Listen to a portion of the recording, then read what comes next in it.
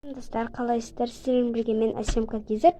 Мен бүгін 4-90 тжб көрсетейін деп отырмын ағылшыннан. Так, біздің тақырып осындай. Және де бұл бірінші тапсырма келетін болсақ, reading.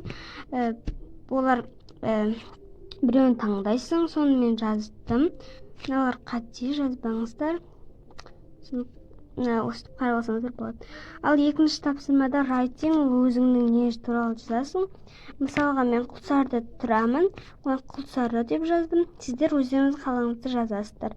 Ал үшінші тапсырмада өйстіп тұрады, мына жерге сөзді қоясыздар.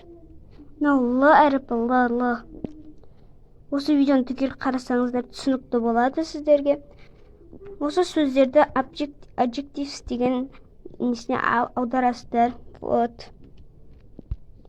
Скриншот жасасаңыздар болады. Егер де видео ұнаса, лайк басып подписаться етіңіздер. Колокольчикті ұмытып кетпеңіздер. Сен боламын, Әсемка Кезіп. Всем пока!